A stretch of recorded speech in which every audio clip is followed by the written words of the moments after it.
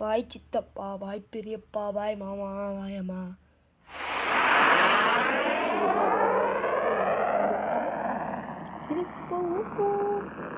நம்ம பயணத்தை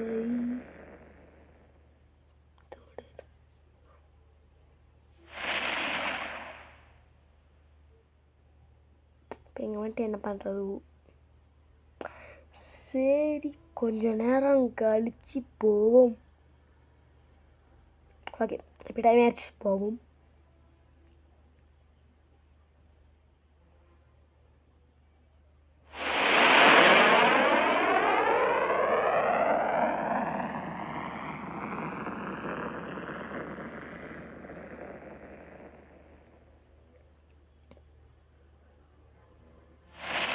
மறுபடியும் இங்கே வந்துட்டோமா?